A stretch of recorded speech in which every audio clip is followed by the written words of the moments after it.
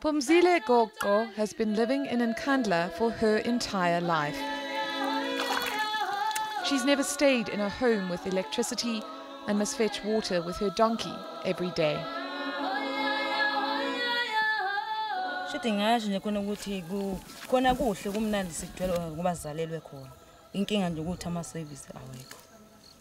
Insiza kusebenza nje azikho nathi njengoba siyabantu abasha asisebenzi akuveli mathuba futhi emsebenzi nemigwaqo asinayo.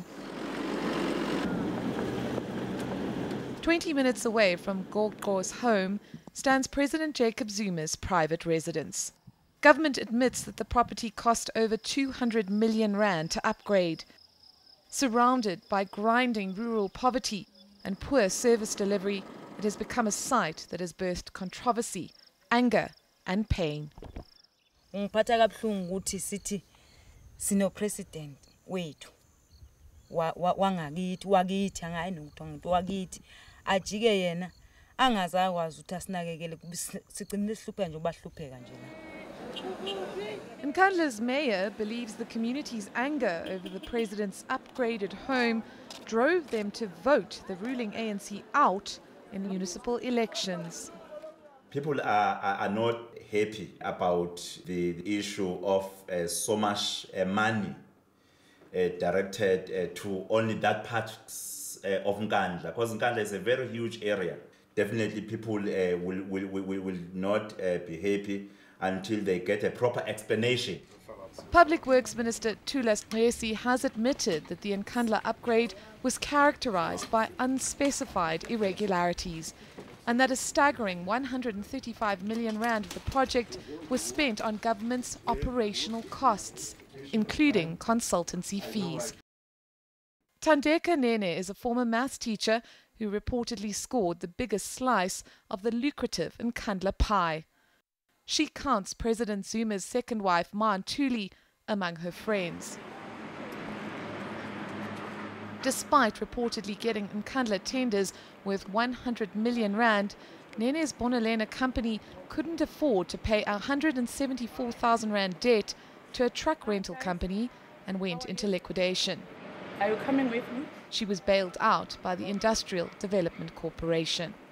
But some of the workers who she allegedly subcontracted to do work at Nkandla say she hasn't paid them.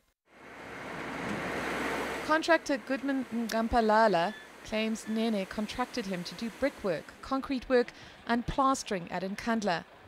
He says she failed to pay him what she had promised and he lost his business.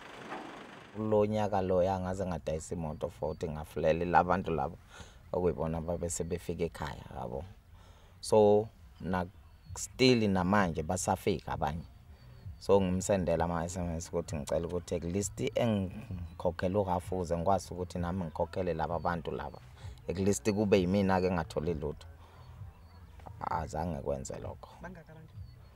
Abantu engibakoletayo is more than 15. THULANI and NDWANDWE worked at Nkandla for 8 months. He says workers had to fight to be paid and most often received just 1,000 rand a month, far less than what they had been promised. Ngiphatha kahle phela uma usuku usebenza uyasheka utanyeza ngizokwenza into ethile mhlawumbe ngizolungisa izinto ezithile egcineni ugcina ungafikanga futhi ungatholanga imali nasesisweni ubulambile futhi so nje ngeke ngisho ukuthi kwangiphatha kahle. Thandeka Nene agreed to speak to us on the phone but denied claims that she failed to pay her Nkandla subcontractors. The problem with GOODMAN is that she doesn't know how to count. She says she had to sign a security clause when she won certain Nkandla tenders and can't discuss the work she did there. She's hinted that her debt problems were caused by government departments not paying her on time. Despite court records that clearly show that Nene's business was put under liquidation and proof of the IDC settlement, she denied it all. She brands those who took her to court over alleged non-payment as racists. As a black woman, I can say that it is very tough for us, more especially since construction has been dominated by white males.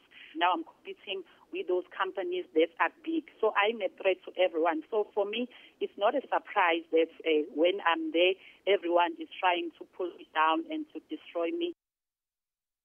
Nene has at least tried to answer her detractors, but other alleged Nkandla tender beneficiaries are far less eager to explain their involvement in the project.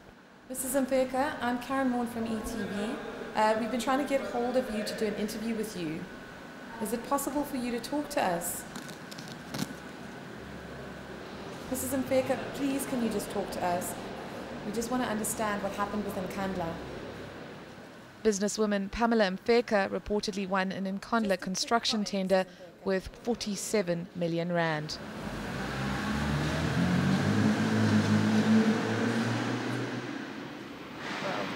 She doesn't seem very keen to talk to us. We've gone to her offices, we've left her messages, we've phoned her a number of times, and at this stage we don't think we're going to be able to get her to give any kind of explanation for Public Works' claims that she massively overcharged them on the Nkandla contracts.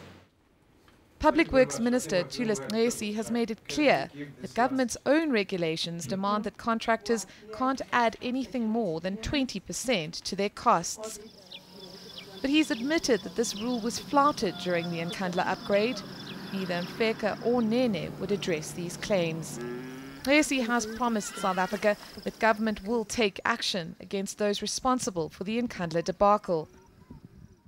In view of the irregularities found by the task team, the report will be referred to the law enforcement agencies, including the Special Investigation Unit, the Auditor General, and the South African Police, with the view to investigate any possible acts of criminality. Despite those promises, it appears that no one has been charged over the massive overspending and financial malpractice that defined how government conducted its Nkandla upgrade.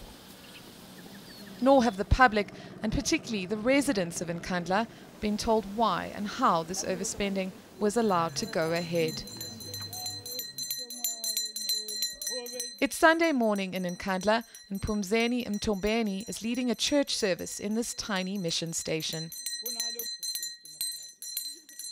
He loves living in Nkandla, but witnessing the expensive upgrade to the president's home has left him feeling forgotten and betrayed.